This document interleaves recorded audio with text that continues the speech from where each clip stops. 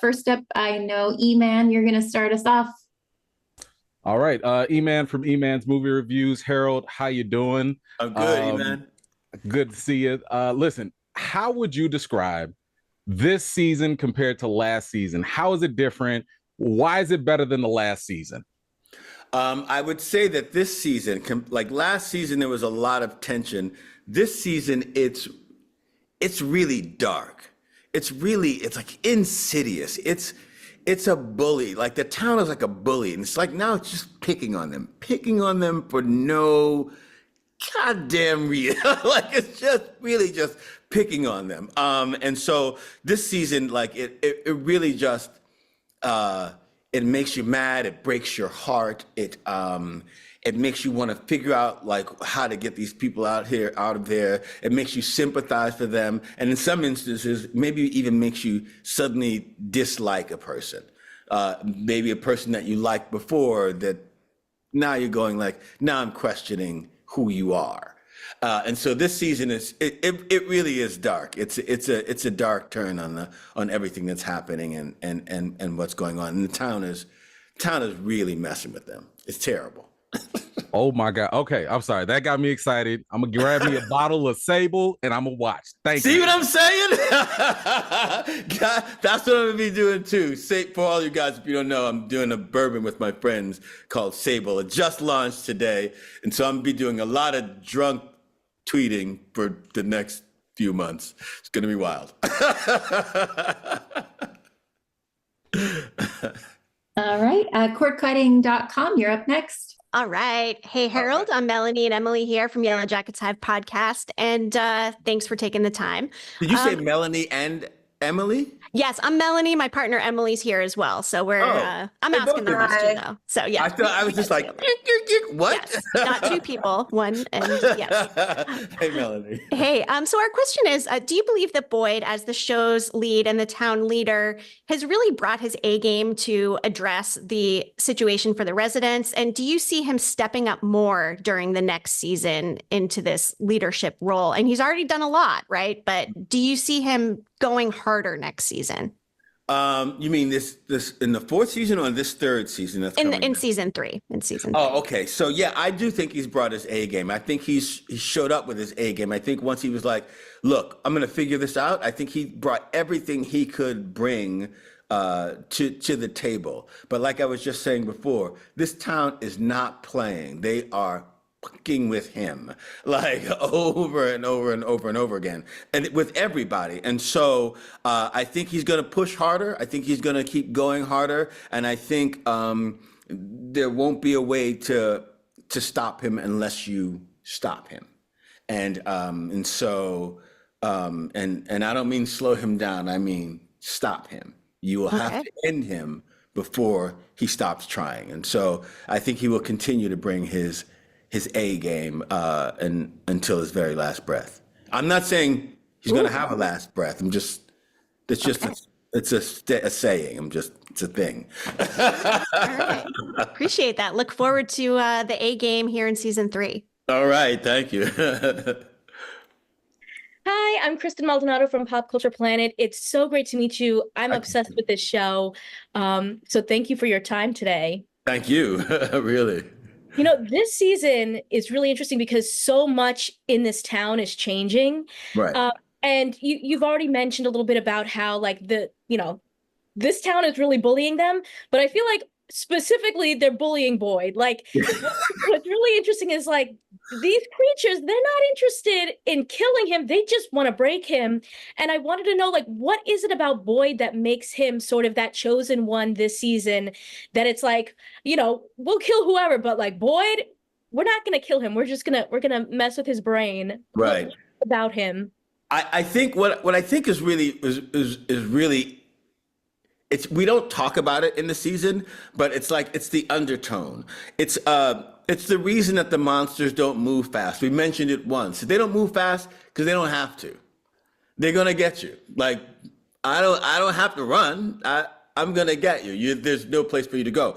And so while I consider that Boyd is probably one of the most dangerous ones there, and they should get rid of him, they're like, for what? Like it's gonna be fun. Like watch how he squirms and struggles and like fights himself because he thinks he's gonna win, but he's not. And so I think, you know, for whatever reason, they're enjoying it. I don't know why. I don't know what would make.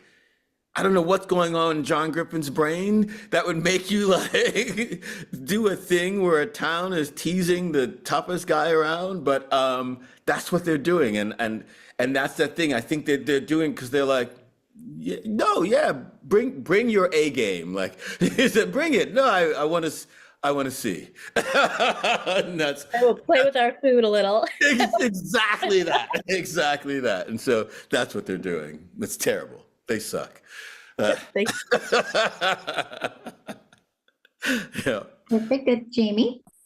I am Jamie Ruby from Sci-Fi-Vision. Thanks so much for talking to us. Hey, Love the Jamie. show. Best show on well, streaming, not TV, but best show that's on. That's a probably nice the best way to compliment. say it, Thanks. yeah.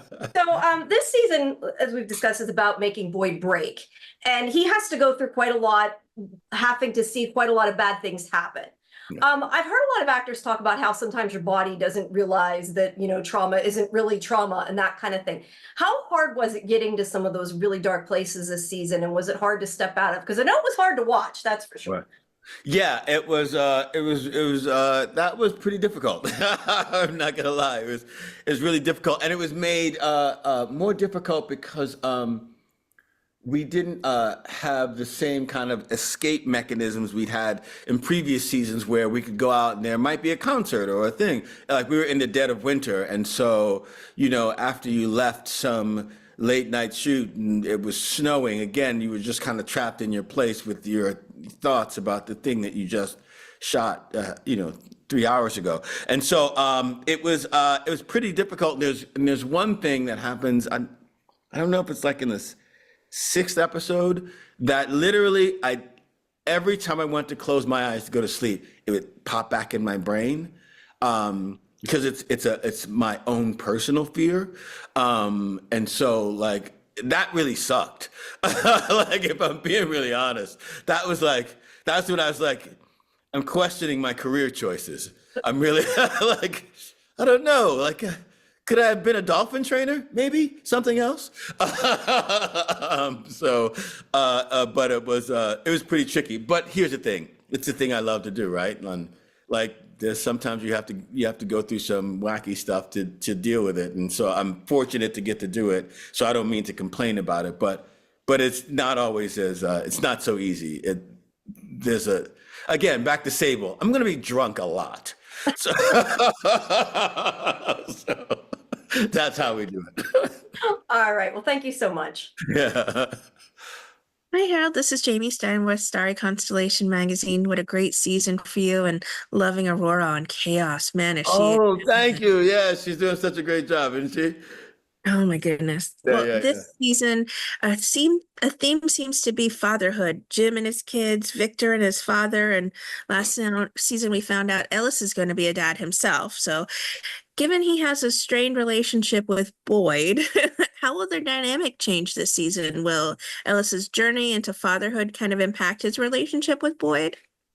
Yeah, actually. And yeah, with the help of yeah, that's the answer to your question and I think it's a natural thing, right? That once, you look at your dad as that guy. I did it myself as that guy. But then when you have your kids, and I don't mean to be like higher or lower, but I mean, you have your kids who like you have to protect, like suddenly that guy has to take a back seat. Whatever it was that you thought he knew before, like it's not his job anymore. And so then that creates a dynamic between father and son. And I think Boyd and Ellis get into a bit of that.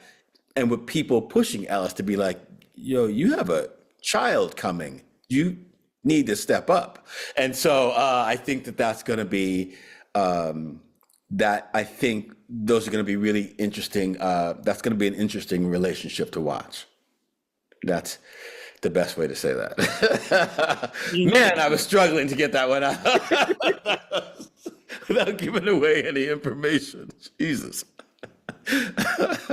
So yeah, it'll be an interesting relationship to watch. Is the answer. Thank you.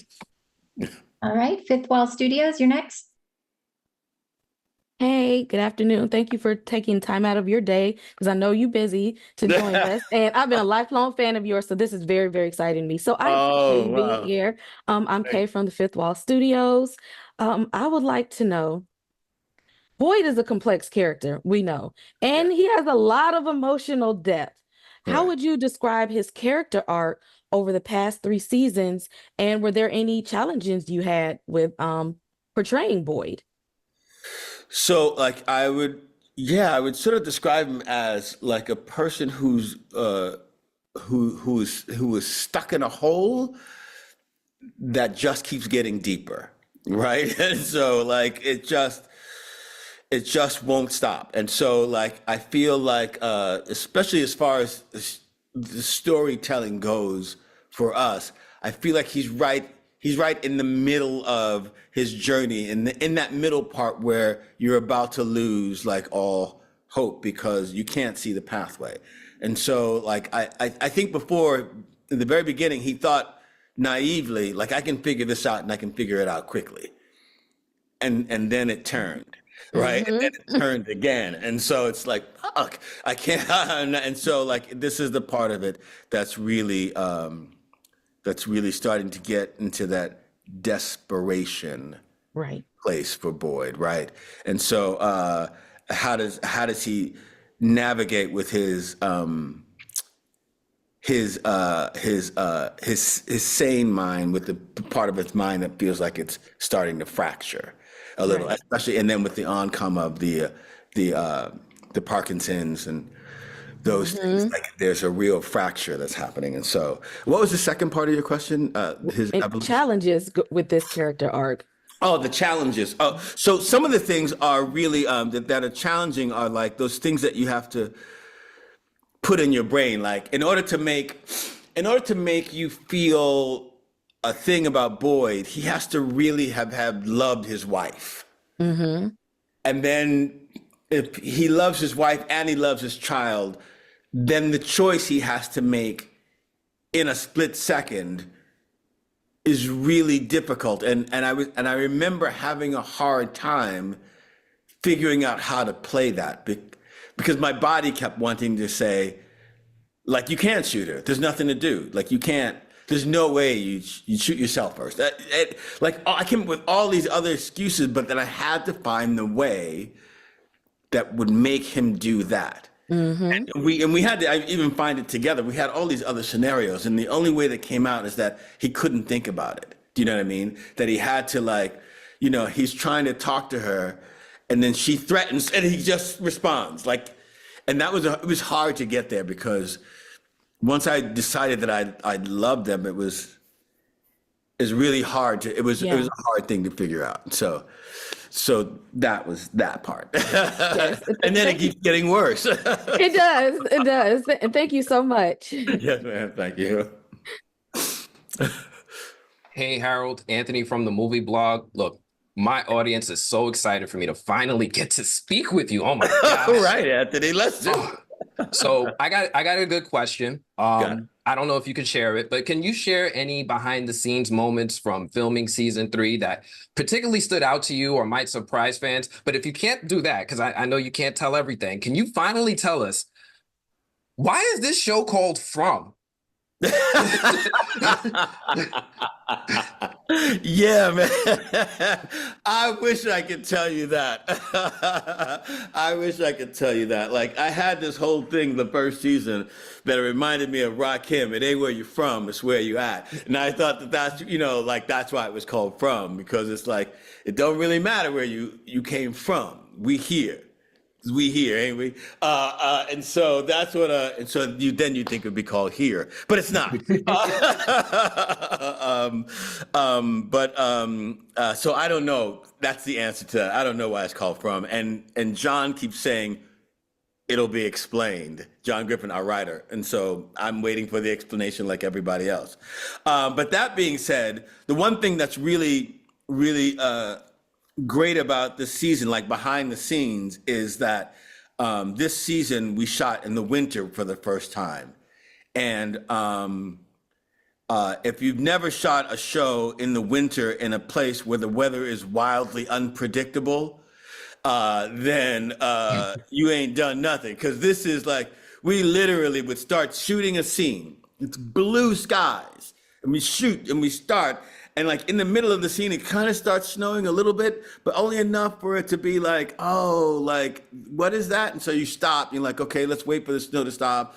And then it keeps snowing really hard. You're like, forget it. Let's just shoot it in the snow. And then you shoot one person in the snow, and then you turn around and shoot the other person, and it stops snowing and starts raining. And you're like, yo, y'all playing now. Now y'all playing. And then it gets really, really cold. That's what the whole season was like. It looks beautiful. The season looks really dark and scary, but it sucked the whole way through. It was like that the whole way through. Like, and our crew was, you couldn't complain because the crew was outside like all the time, like the whole time. And anyway, just know that it looks cool. It sucked. It really did. That's behind the scenes. Yes, sir. Thank you so very much. I really appreciate it. And we're going to find out the reason why it's called From. One day, we're going to find out. I'm going to be with you. Okay. Harold, I'm Manny Gomez with that hashtag show. Congratulations on the 3rd season. My question is with that, we live in a world really where a lot of shows don't get the opportunity to shine or really develop enough for audiences to care for the characters. What does it mean to you as an actor to be able to explore Boyd now for a 3rd season? And what are you excited for us to see about him going forward in the 3rd season?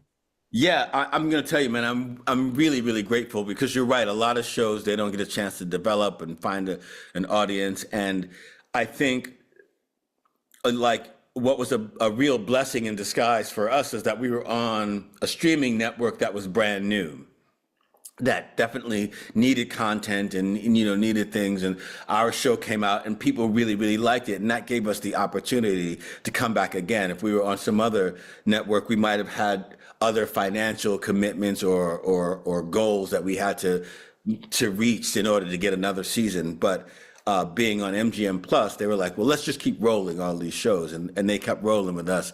And so I'm really, really grateful because like everybody else, I want to know what's happening. I want to know why the show is called From. Like, I want to know, I want to know. And so we're getting that opportunity, and I'm wildly thankful to MGM Plus for rolling with us again and again and again. And even though we had to move the show to the winter because of the writer's strike, and the fans are really, really with us, and they're like, yeah, bring it back. They did it. They were like, yeah, we're going to keep going. And so I'm really, really grateful about that. That we get a chance to do it for myself, for our whole crew and cast. I think we work really hard. Lots of people work hard, but I'm glad we're getting the opportunity to do it. Yeah.